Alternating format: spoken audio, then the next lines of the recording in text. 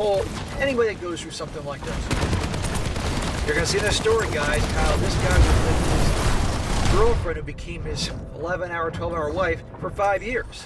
And he truly didn't see any red flags, thought she was amazing, all that, married her. And you're also going to see how she betrayed him with the last person he ever thought that would betray him. And I'm doing this one, guys, as an example of how I tell you all the time, really, you guys got to take years getting to know a girl. And I do mean years. And even then, after 5 years, like I live with her, he's still shocked and blindsided by her actions. And also, guys, how in life, sometimes people you trust the most, like a best friend or a brother in this story, can betray you.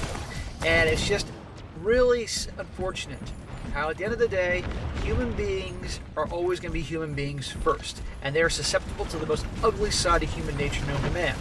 And it doesn't make a difference if they're your best friend, your cousin, your brother, your father, your son. It doesn't make a difference. And it's not excusable. I'm just saying it's going to happen. So it is a very good thing over here, guys, because at the end, he's looking for some advice from me as well as you guys as how he handles the situation in present day. Because you're going to see the events that went down 16 years ago and how they have now caught up with the present day, and he's on the fence on how he handles the situation, which you guys will see more. So we're going to be having some audience participation today. This guy definitely needs some counsel. So definitely listen to this to the end. You'll definitely find it very interesting, entertaining, and memorable. So it starts off, he says here, "Hello SSF. I've been watching your channel for about a year now, and I think I might have the most jacked up story to share." Bro, I think that's pretty fair assessment. It's about my ex-wife, my brother, my parents, and potentially the shortest marriage in history. Even if this doesn't make it to a video, I'm still waiting for Jerry Springer to come knocking on my door. But until then, I've been living my best life, and now that I find myself at a crossroads, I think I'm too close to the problem, so I could use some advice. I don't know how this story has knocked on Jerry Springer. I kid you not. And by the way, guys, there's going to be some of you that are going to say, this is bullshit. Creative writing, why isn't this on Reddit? I don't think that's the case. Remember, truth indeed is truly stranger than fiction. And we're in Sodom and Gomorrah 2.0. At the moment, I'm 41 years old, and I have a career that I love and nice life by most standards.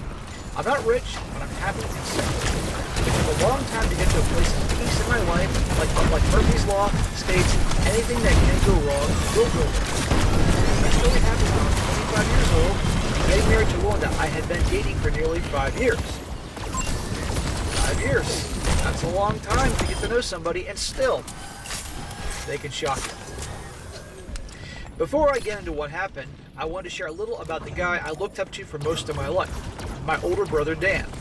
He was 2 years older than me and the coolest guy I ever knew. I idolized him throughout my childhood like younger brothers tend to do. He was everything I wanted to be, strong, confident, and good with the ladies. No matter what was going on in my life, he was the one person I trusted above all others. Let's remember this part. I was a regular kid and had two really good friends, but in my entire life, I never put as much blind faith in another person as I did Dan.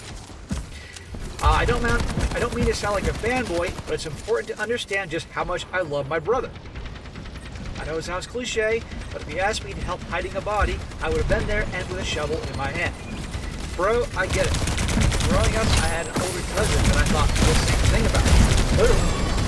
And unfortunately, I learned the hard way, very ugly side of human nature as I was, well, I don't need to get into that, but let's just say it was really my first lesson about human nature, and I learned the hard way, and I never forgot. But even family will turn on you, even those you thought you trusted the most, loved the most, and never thought would turn on you, and you would have their back no matter what.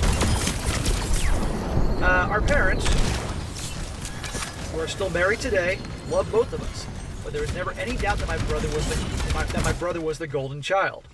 That's not to say that our parents ever did anything to make me feel less important. They didn't. What they did do was put a lot more expectations on Dan than they did for me. I'm not sure if it was because he was the oldest child and they were learning along the way, or if it was because he had also had a hand in helping raise me. Maybe it was a little bit of both. I can't think of a single time that I felt jealous of my brother, or a time that he showed any resentment towards me being the clingy little brother when we were growing up. He always had my back, and he